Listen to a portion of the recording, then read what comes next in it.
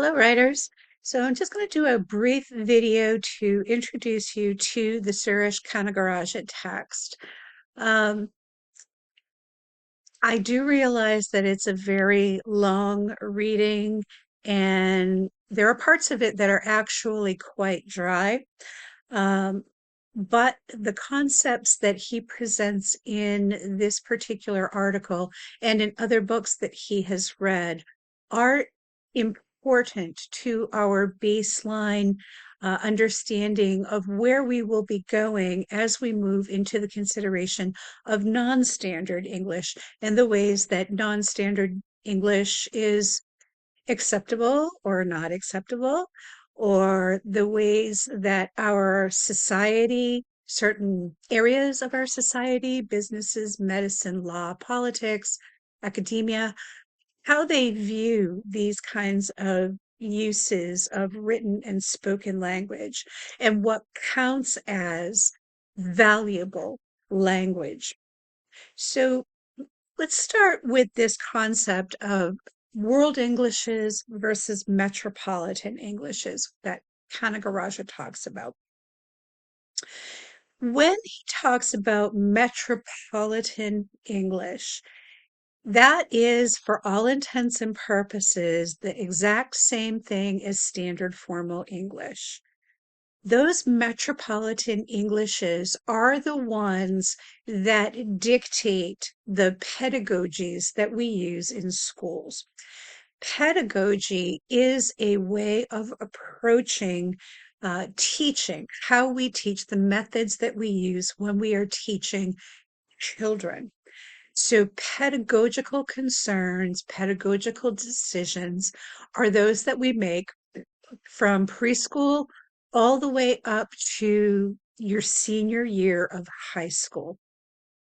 Essentially, the ways that we teach children are different in terms of the techniques that we use and the beliefs behind the ways that children learn. That is different from the way adults learn and process information, and the way children and adults are motivated to learn is different as well. Here, Canagarajah talks primarily about pedagogy, so specifically teaching children. The word that we use for this same approach toward adults is called andragogy.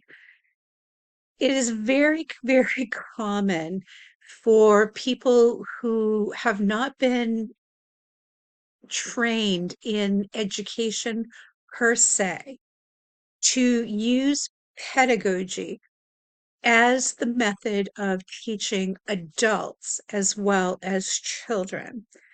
What you may or may not know is that in your specific disciplines in college, probably 95% of your professors and your lecturers, and of course, teaching assistants, they do not have a high level of formal training in, first of all, how to teach, what learning theories are applicable for different learning situations. They generally don't have a good foundation in terms of educational psychology. And because they don't have educational psychology, they often also do not have a strong background in human growth and development.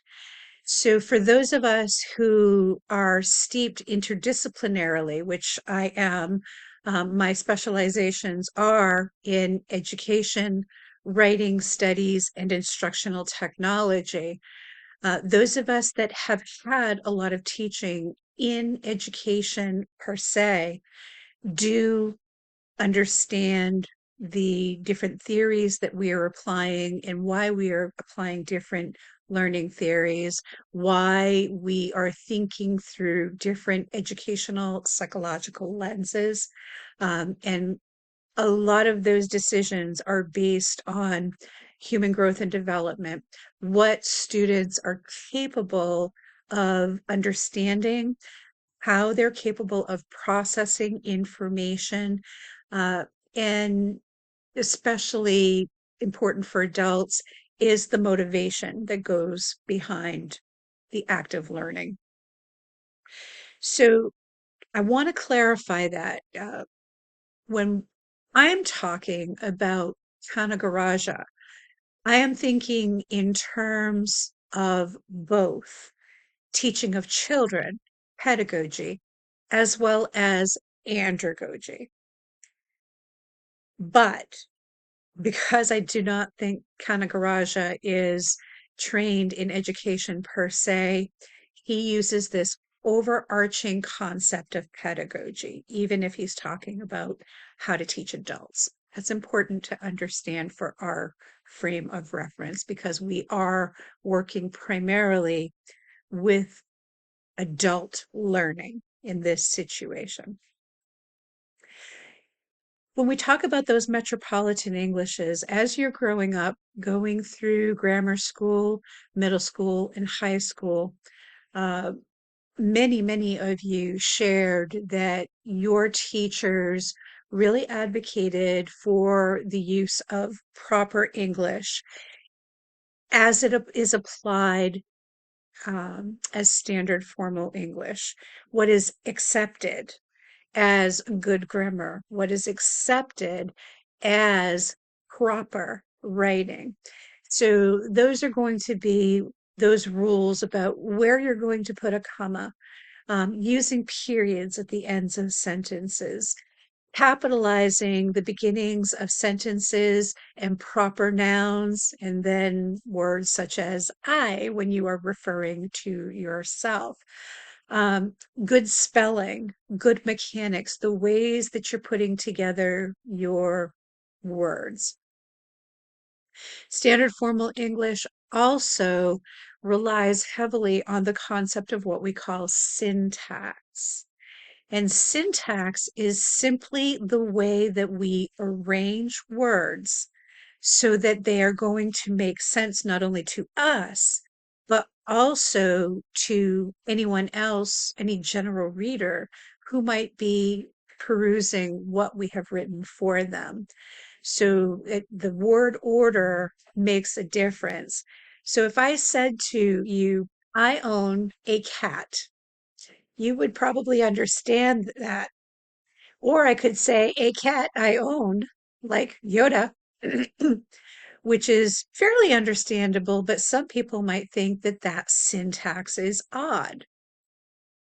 On the other hand, if I said AI cat own, would you understand? Probably not, because the syntax is not arranged. The words are not arranged in an order that makes good sense, and it does not comply with the rules, as you will, of standard formal English.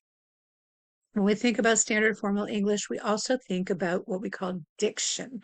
So think of dictionary when you think of diction. Diction is the actual word choice. The specific words that we use is what we call diction. All of that diction and syntax, and then using the grammar rules, using punctuation, and all of that good jazz, that is what goes into creating what we think of as standard formal English and what Canagarajah talks about as metropolitan English. It's sort of a citified learning. It's what you it would expect to hear a lot of in a professional situation if you were, say, in New York City or Los Angeles or London or Paris. Um, Metropolitan English is really, if you think about it as standard formal English, you're going to be able to understand what Canagarajah means when he goes off and talks about that metropolitan English as standard formal English.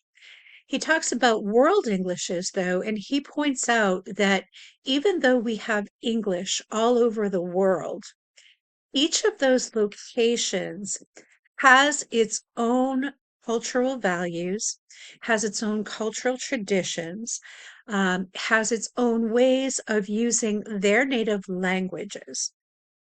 He also points out when we think in terms of these world Englishes, that although someone in Nigeria, let's say, may be able to speak their own language and English, standard formal English, but what happens if we do not have a word for something that they have in their Nigerian language?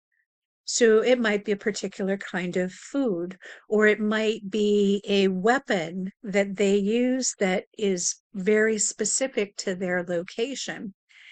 Those words would be normally in their native language, and we don't have those same words in English. If the people in Nigeria were using standard formal English, but they also decided that they were going to include that term from their own language, in all likelihood, one of my cats is crying because she's hungry. I'm sorry. Willow is the old lady, the grandam of the whole place, and she thinks she's all that in a bag of chips. They they would use their own term and insert that into standard formal English. In that way, they would be hybridizing what we think of as standard formal English because we don't have the same term that they do in their language. This happens all the time. If you think about our culture and the ways that we talk in our culture, we have standard formal English that you're always going to be using in certain situations, or at least we think we're going to be using them in certain situations. But in our culture, we also have terms that have arisen from the different languages that have become part of the United States. Willow, stop. You can just stop. You're fine. She's going to be annoying. I'm sorry. We also have slang. And I would venture a guess that probably all of you have times when you use slang, especially if you are texting, for instance. When you are using text speak, those are abbreviations, those are little codes or just a few letters like SMH, shaking my head, or rolling on the floor laughing, that sort of thing, or even using emojis. You use those and you use standard formal English. And in most situations, what you described to me in your discussion boards is that when you're using standard formal English, in all likelihood, you're probably not going to stick in SMH, or you're not going to pop in a slang term that you might use with your friends, just because it's not going to be accepted in that specific situation, that formal situation. What Canagarajah encourages is for us to think in terms of world Englishes and think about the ways that standard formal English and these other ways of using world Englishes with their slang and their own terminology, bringing those together and synthesizing standard formal English on the one hand, as well as integrating things like slang or terminology that different cultures have in different parts of the world. And he is advocating for creating these world Englishes that are a hybridized version of the English language. It's not purely standard formal English, and it's not purely the casual way of using language in a given culture or a given location. So if you were using English and Japanese, for instance, you would have those English terms, those English conventions, but then you would also have terms from Japan, slang that Japanese people use, bringing them together into that hybridized version of English. When we do that kind of thing, that Canagarajah is talking about, we are engaging in what's called code meshing. Code would be one code is using standard formal English, specifically in the ways that standard formal English demands. Whereas if I were speaking in terms of that Japanese tradition, I would be using language in the ways that Japanese authors prefer. So, for instance, here in the United States, we favor concision. We want things brief and to the point and not going on and on. We want a linear progression to whatever explanation that we are using.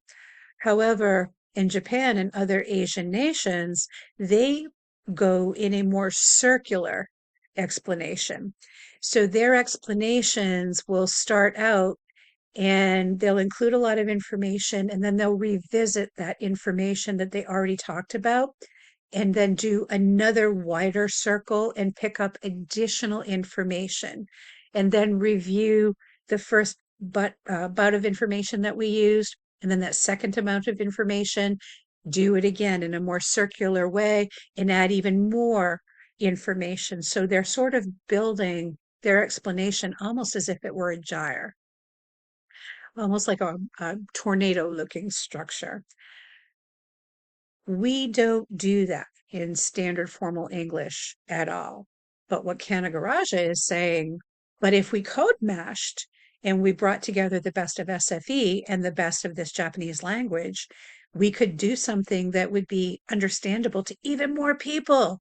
How amazing. And it wouldn't leave anybody out, in his estimation. That is very, very different from what many, many writing instructors favor, which is called code switching. So you code switch all the time. I guarantee you code switch all the time. The language that you use at home, the way that you speak to your parents and your sisters and your brothers, your grandma, whatever, that is one way of using language. Would you use that exact same way of talking in the classroom?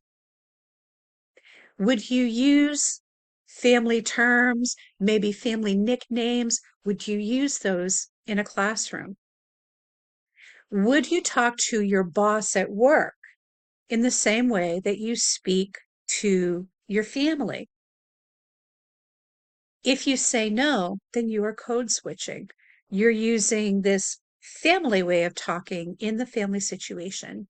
And then when you go to school, you switch to standard formal English. And then when you go to your job, you're also going to be thinking in terms of probably customer service, and every job has its own special terminology.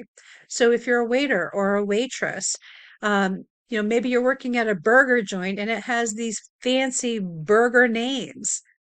That's not something you would necessarily use if you were talking to somebody at school, right?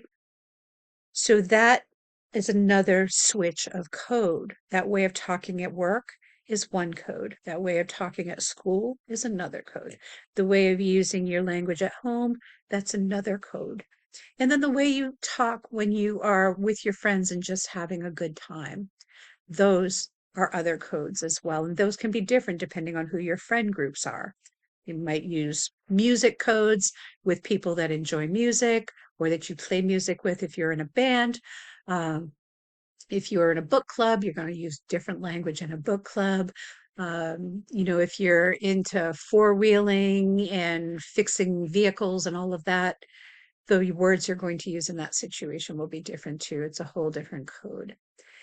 Teachers for a very long time have encouraged you to take off your family hat or take off your friend's hat and use your standard formal English hat. Switch to standard formal English when you're in that professional environment or when you are in the school environment. And then when you go to work, your boss is going to tell you you need to be using, your work language. And then when you go home, you're going to talk with your family and use your family language.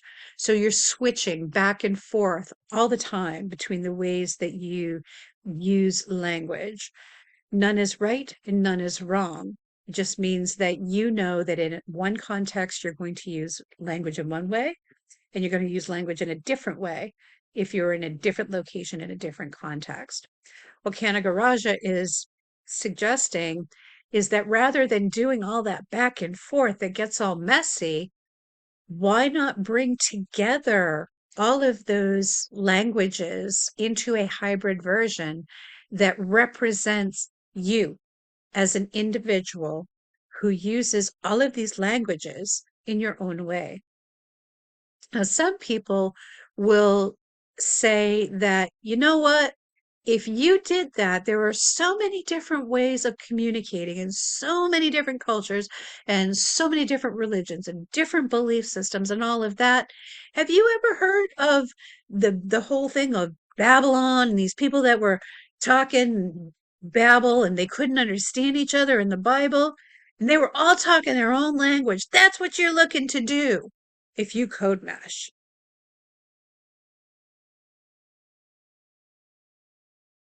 What do you think? Do those people have a point that if Billy Joe Jim Bob uses his own language and Mary Jo uses her own language and Kanisha Ray uses her own language and Aman Abdul uses his own language, it's just going to be this big mess and everybody's going to be talking in their own way and nobody's going to understand each other? What do you think? Or do you think there could be value in code meshing? Is there a way that code meshing could improve levels of inclusivity and equality in our world? Or might we just make a big mess? That's what you're considering when you're reading Canagarajah. You're connecting it to standard formal English and you're connecting it to all the other ways that you use language in your life. And that does not necessarily mean using English. For some of you, I know that some of our students in this class are bilingual and they might speak Thai at home and speak English at school. I have lots and lots and lots of students that have parents that have immigrated to the United States, and these students were born in the United States. Maybe grandma and grandpa came over as well, and in their home, the parents and the grandparents are much stronger in their native language, so they use their native language in the home more than they use English. Now, that's not to say that they don't know how to use English, but they're not as comfortable with English as a native born English speaker might be. We have lots of those situations. I wonder how that works out for those people. Does it get confusing when you got grandma and grandpa using language in one way and you got 17-year-old Billy Joe Jim Bob using it in a different way? Are they code meshing when they're doing that? Or are they code switching? Think about that. Your task for essay number 1 is going to be really thinking about what you believe about this concept of standard formal English, metropolitan English, world Englishes, and then what Canagarajah is talking about when he talks about code switching, going back and forth and changing from one context to another, the way that you talk, versus code meshing, where he's advocating for bringing together these hybridized versions of language. There's not a right or a wrong answer to this, but whatever you talk about in your paper, you will need to defend. So I want you to really think this through. I hope this little overview, as well as the Notebook LM information, is helpful in digesting what Canagarajah has to say in that mega-sized article. You can always reach out with clarifying questions, and I'm happy to help in any way that I can. Take good care, my writers. I'm really proud of you. You've got this.